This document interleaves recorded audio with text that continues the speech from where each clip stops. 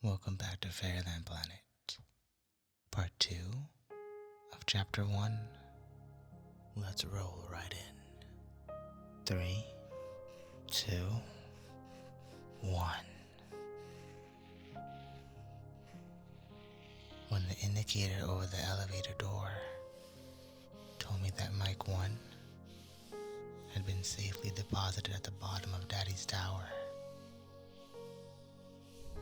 I walked across the circular office to the windows facing the compound. Ice cream recess was about over, and the kids were straggling out in all directions from the peppermint striped ice cream and candy factory just to the right of the midway entrance.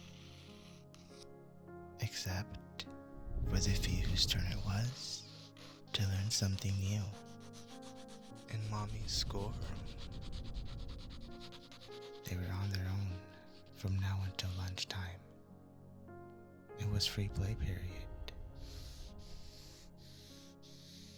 From my 100-foot vantage point, I watched them go, walking, running, skipping, or hopping towards their favorite play spots.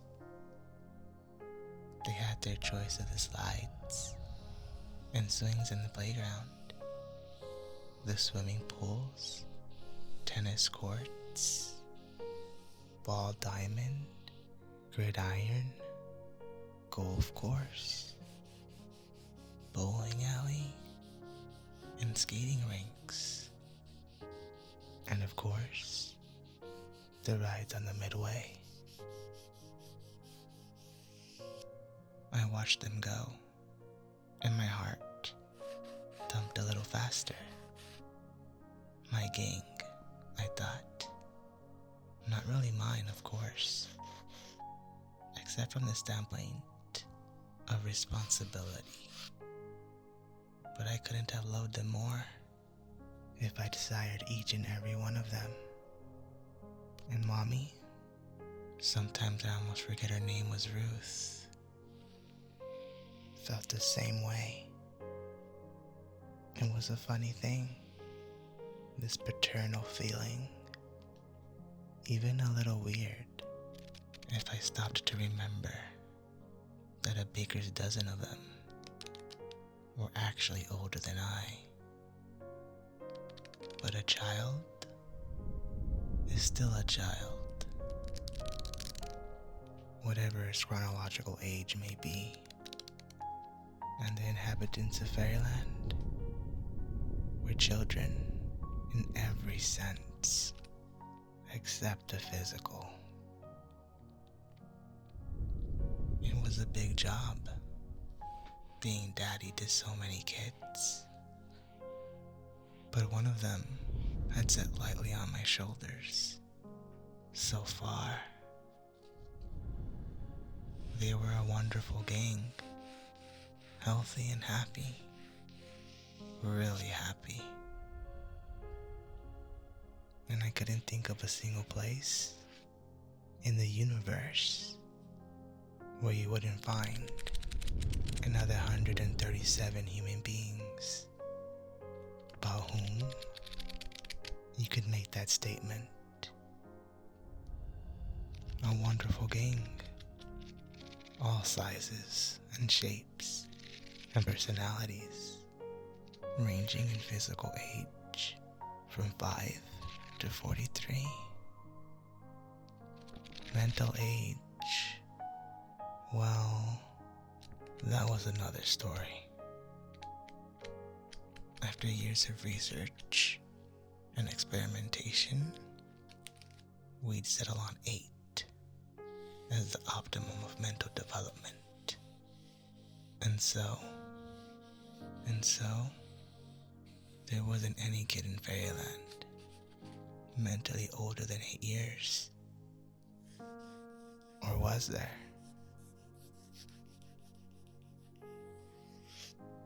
Mike once confused story of his friend Adam too re-echoed in my head. He says he don't think there is a cold side He says he don't think there's a cold side of number one sun. He thinks it's hot all the way around. He says he thinks Santa Claus is just pretend. Something was wrong. Something big and important and dangerous. And I didn't know what I was going to do about it. Adam, too, unlike some of the older kids, had been born in Fairyland. There wasn't a single solitary thing in his life history to account for this sudden, terrifying curiosity and insight. Nothing, not even a prenatal influence, if there is such a thing.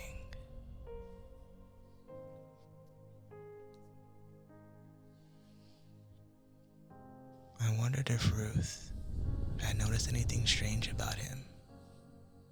If so, she'd never mentioned it. I decided I'd better have a daddy and son chat with young Adam right away.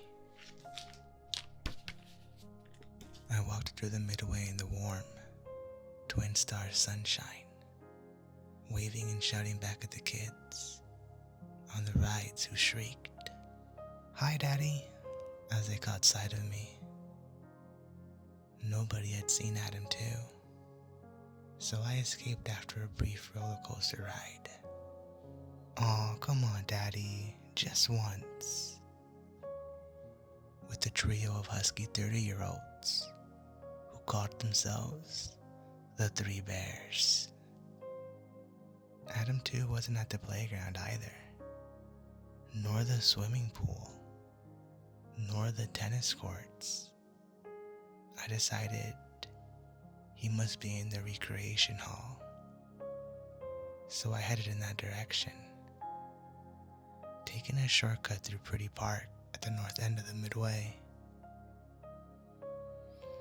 The park was a big place, stretching east and west, from the baseball diamond to the pony stables at the edge of Camping Woods, and northward as far as the golf course.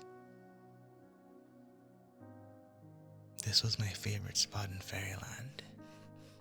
I always came here when I wanted to relax or think something through without any interruptions.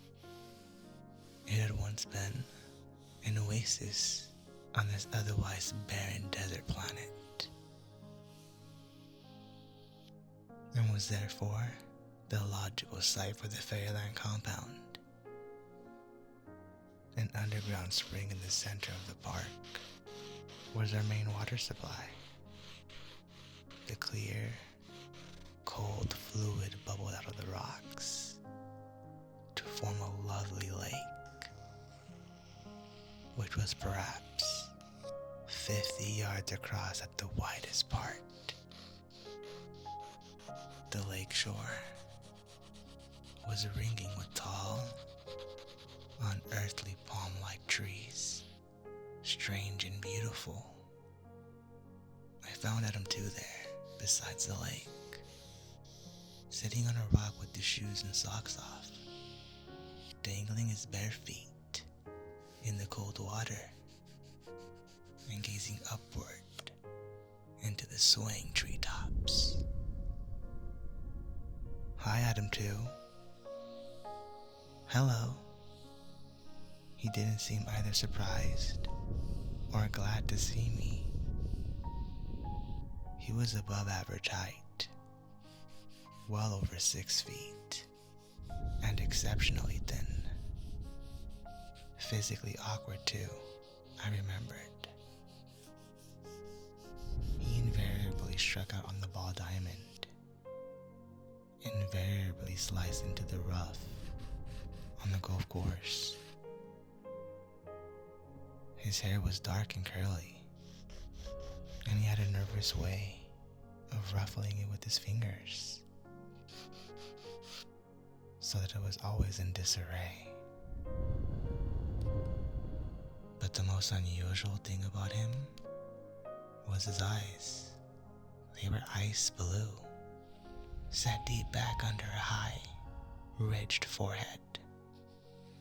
They stared out at you with a kind of ruthless, unblinking intensity that made you uncomfortable, and I wondered why I'd never noticed those eyes before. It was like looking at a stranger, though I'd known him since he was little more than a baby. I sat down along him on the rock. "What you doing?" He didn't answer for a while. His bare feet made white froth in the water. At least he said, "Thinking?" I waited, but apparently he wasn't going to elaborate. "It's all right to think," I went on. "That's good for us. But a fella ought to be careful about sounding off to other kids about something he didn't know anything about." Still no answer. He kept lashing the water with his feet. His indifference and lack of attention were beginning to annoy me, and I was annoyed at myself for being annoyed with him and for beating around the bush with him. What makes the trees grow? His query was sudden and unexpected that it caught me off guard. That made me more annoyed than ever. "You're supposed to learn that from Mommy in school," I said curdily. Another long pause. "She says fairies touch the trees and flowers with their magic wands. She says that's what makes them grow." "That's right." "I don't believe in fairies," he said, matter-of-factly. I scowled fiercely at him. "Oh, you don't, eh? First it's Santa Claus, now the fairies. The next thing we know, you'll stop believing in mommies and daddies."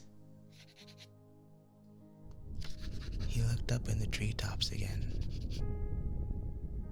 "I think the sun has something to do with it." He went on as though I hadn't said a word. "They seem to be sort of reaching out for the sun, as if the sun gave them life."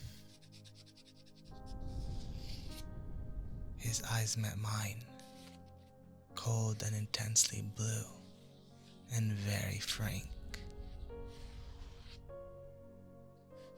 "Why don't you tell me the truth?" I stood up, fighting to control my rising anger. "Are you calling your daddy a liar?" I shouted. "I only asked a simple question." All right, I was regaining a little of my composure, but it was evident that I needed more time to think this through. "Let's just forget about it for now. Let's go over to the rec hall and have a game of chess, shall we?" Adam was a chess champ of Fairyland. Splash, splash, splash. His feet fluttered wildly in the water again. "I can't," he said. Splash, splash, splash. I raised my eyebrows. "Why not?" "I'm not through thinking. What he needs is a spanking," I thought grimly. but spankings are outlawed in Fairyland. They were old-fashioned and conducive to the generation of neurosis. I'd never considered the regulation as a handicap until now. "Okay, feller," I said with an exaggerated calm. "But just let me hear one more report, just one more, mind you, about you telling the kids there's no Santa Claus or no fairies, and you'll be on the no ice cream list for a month." Splash, splash, splash. I get tired of ice cream every day. I stalked away, not trusting myself to speak. The night after the kids were bedded down in the dormitories, Mommy and I stretched out in our lounge chairs to watch the video cast from Earth. The news was dull, the kind that reminds you history repeats itself. And so what? The Martian colony was complaining about taxes and threatening to secede. The campaign from Galaxy Manager was in full swing, and the network was allotting equal mudsliding on empty promise time to each party. The Solar Congress had doubled the defense budget for next year, and an unconfirmed report had been received that an unidentified spaceship had landed on the dark side of the moon. I yawned and switched off the set. "Why the hell does anyone want to live on Earth?" I said. Ruth smiled at me. A sympathetic wifey smile. She'd been watching me all evening, and she knew something wasn't right. "What's the matter, Harry?" I sighed. "Tell me about Adam too." "Oh, him?" "Yeah, him." She looked a little embarrassed. "I didn't suppose you knew. Did he tell you?" Now I was confused. Did he tell me what? She stood up suddenly. "Stop sparring with me, Harry. Did he tell you or not? Tell me what?" I almost shouted it this time. "That he asked me to play house with him." "Ruth!" She laughed a little shakily. "Don't get hysterical, Daddy. I didn't do it." I slumped in my seat. "That's encouraging." "What do you suppose is the matter with him, Harry?" "I was about to ask you the same thing. I never thought of him as being much different from the rest.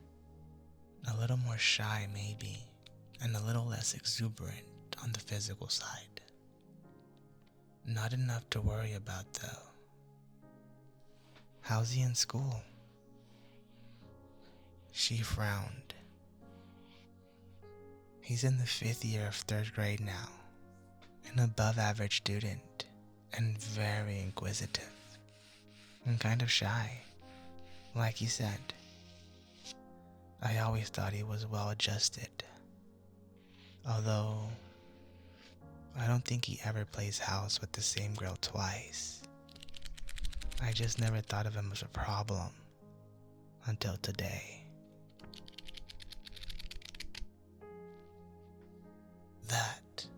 That question.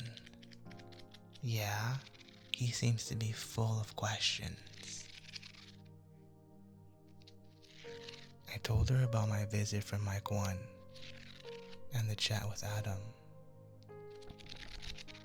"Well, Mommy," I said, It looks like after all these years, it's finally happening. What's finally happening, Daddy? I sighed. One of our kids is growing up. And there you have it, Chimerz. Chapter 1 of Fairyland Planet. If you've enjoyed your stay so far, hit that like button, subscribe, and stay tuned for more. So until next time, Chimerz, I'll see you Starside.